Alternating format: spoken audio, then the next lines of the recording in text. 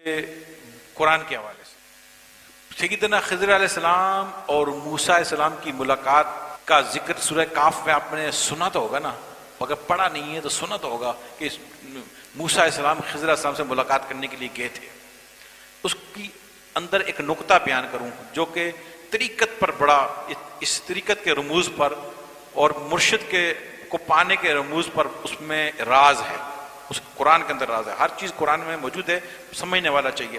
سمندر کے اندر موتی ہوتے ہیں، ہر آدمی نہیں نکال سکتا، غوطہ خور نکالتا ہے، جو غوطہ خور ہوتا ہے وہ نکالتا ہے۔ دوسرا چھلانگ لگایا گیا تو اس کو وہ مرا ہوا وہ بہتا ہوا جا رہا ہوگا، وہ غوطہ خور تے میں جا کے نکال کے لے بھی آتا ہے، وہ مرتا بھی نہیں ہے۔ تو لہٰذا جن لوگوں نے وہ موتی نکالے اس میں سے ایک موتی میں آپ کے سامنے پیش کرتا ہوں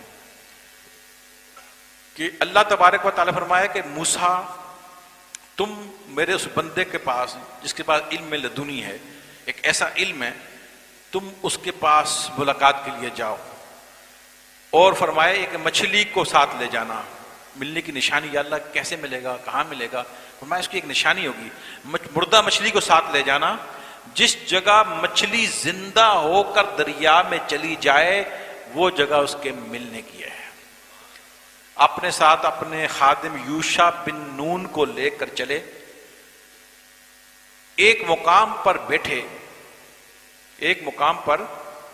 بیٹھے تو اس نشانی کے اندر ایک بات فرمایا وہاں دو دریا بیرے ہوں گے، دریا ایک نہیں ہوگا، دو ہوں گے، دو دریا مل رہے ہوں گے۔ نشانی یہ بتائی، دو دریا مل رہے ہوں گے اور مچھلی زندہ ہو کر اس میں چلی جائے گی، وہ نشانی ہوگی، اس جگہ وہ خضر تمہیں ملے گا، میرا بندہ وہ ملے گا خاص۔ آپ جا کے ایک جگہ پڑاؤ لگایا، کہا کہ یوشع بھوک بہت لگی ہے، وہ مچھلی لا بھون کے مچھلی کا مسالہ لا کھاتے ہیں۔ ایک دم یوشع بن نون کے دل میں یاد آیا کہ حضرت ناراض ہونا، معاف کرنا، وہ مچھلی میں نے دیکھا تھا راستے میں ایک دو دریا آئے تھے، وہ مچھلی میں نے خود دیکھا جڑ کے زندہ ہو کے دریا میں چلی گئی۔ آپ نے اس کو ڈانٹا، فرمایا وہی تو وہ جگہ تھی جہاں تمہیں ملنا تھا، چلو انہی کے پیروں پر اسی جگہ واپس چلو۔ وہ لے کر وہاں واپس جب پہنچے تو خضر علیہ السلام وہاں بیٹھے موجود تھے۔ پھر اس میں لمبے واقعات ہیں، بہت واقعات ہیں، اس پہ نہیں جاتے ہیں۔ جو نقطے کی بات میں آج یہاں بیان کرنے تھے وہ بیان کر رہا ہوں۔ اس میں پیر کے ملنے کا بھی اور سچے پیر کی نشانی بھی بیان کر دی۔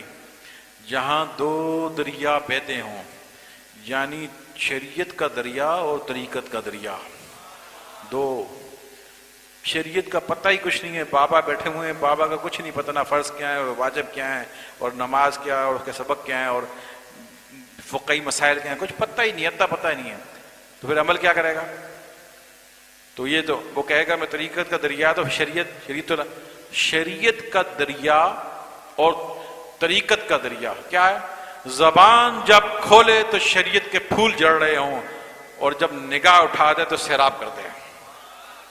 تو شریعت زبان سے سکھائی جاتی ہے، جسے میں بھی آپ کو پڑھا رہا ہوں، سکھا رہا ہوں، بول رہا ہوں نا۔ تھوڑی دیر پہلے میں بول نہیں رہا تھا، خالی تم لوگوں کو گور گور کے دیکھ رہا تھا، توڑ رہا تھا، کبھی اس کو دیکھ رہا ہوں، کبھی اس کو دیکھ رہا ہوں، اس کو نگاہ مار رہا ہوں، نگاہیں مار رہا تھا۔ ابھی میں زبان کھول رہا ہوں اور سکھا رہا ہوں۔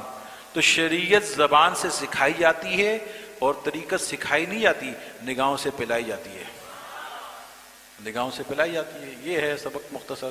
تو وہ دو دریا، طریقت اور شریعت، طریقت پلائی جاتی ہے اور شریعت سکھائی جاتی ہے۔ جیسے غوث اعظم رضی اللہ عنہ نے نگاہ مار کے چور کو کتب بنا دیا۔ کہاں پڑھا ہے کہ پڑھا الف با تا قل اعوذ برب الناس کو پڑھا، کلمہ پڑھ کچھ کہا، نگاہ ڈالی، بولا کتب ہے، چور تھا، بولا کتب ہے، نگاہ، حضور نے نگاہ ڈالی، صحابی بن گیا۔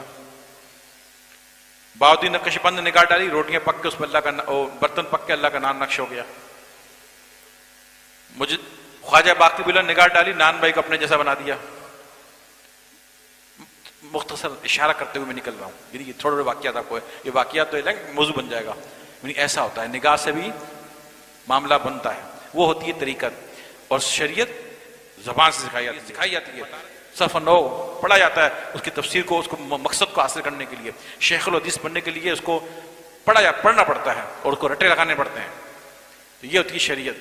تو انہوں نے فرمایا جہاں دو دریا بہتے ہوں، یعنی شریعت اور طریقت کا دریا، اور مچھلی زندہ ہو کر چلی گئی دریا میں، جب اس مجلس میں بیٹھو جہاں دو دریا ہوں، یعنی شریعت بھی ہو اور طریقت بھی ہو، جب اس کی مجلس سے بیٹھو تمہارا دل زندہ ہو جائے ذکر سے تو وہ ولی ہے۔